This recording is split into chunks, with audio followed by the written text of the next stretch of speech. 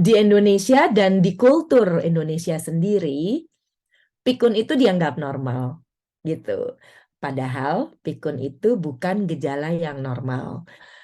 Karena satu orang terdeteksi demensia, seluruh keluarga akan mendapatkan dampaknya. Nama saya Amalia Fong Utomo. Saat ini saya tinggal di Groningen di utara Belanda, menjadi ketua Yayasan Alzheimer Indonesia Nederland di Belanda.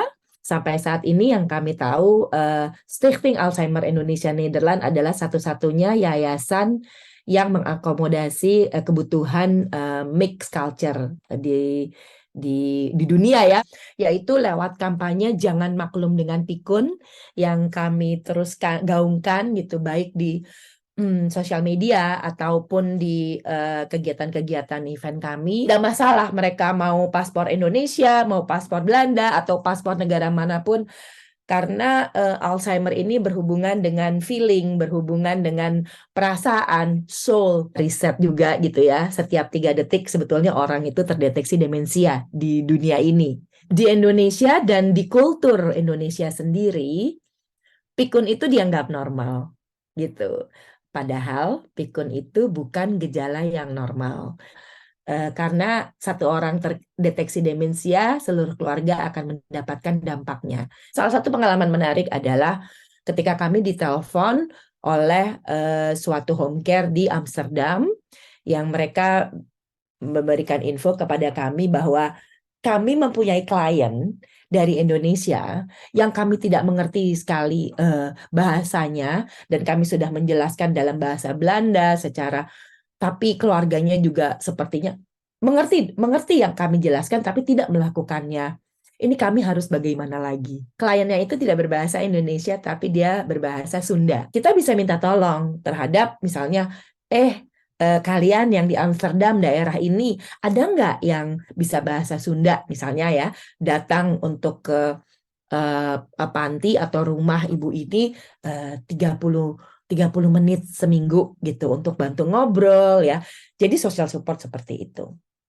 Dan yang satu lagi adalah, walaupun keluarganya yang paham dalam bahasa Belanda mendapatkan info dalam bahasa Belanda oleh orang Belanda, tapi kenapa mereka tidak melakukannya? Karena pada saat itu orang Belanda melakukan approach dengan the Dutch way, dengan gaya Belanda yang direct. Kita kebiasaan mungkin muter dulu, terutama karena isunya sangat sensitif. Kemudian yang kedua, lansia senior Indonesia yang mau pulang. Layanan support system di Indonesia yang bisa memberikan layanan demensia itu tidak banyak. Nah, jadi kenapa banyak mendapat tantangan? Pertama, pikun itu dianggap biasa, sehingga orang merasa bahwa, oh itu biasa, kenapa harus diwaspadai?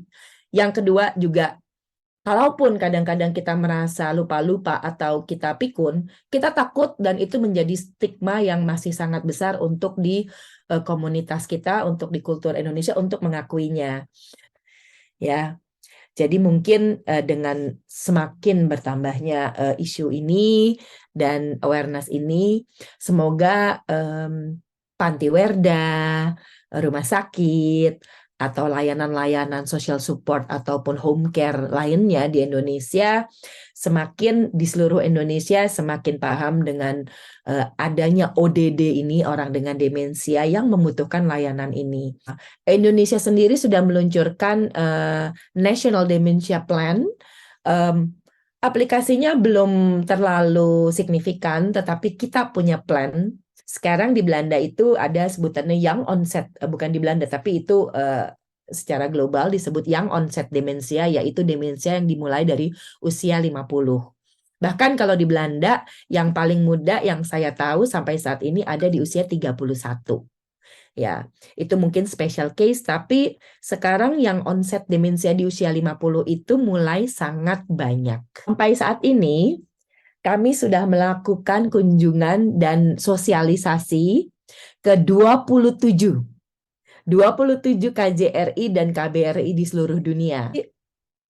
Kami sangat-sangat membutuhkan support dan dukungan dari KBRI dan KJRI setempat untuk melakukan outreach dan juga memprioritaskan lansia Indonesia, diaspora di luar negeri, kebutuhan mereka, bagaimana mereka integrasi dengan pemerintah setempat KJRI, yaitu database.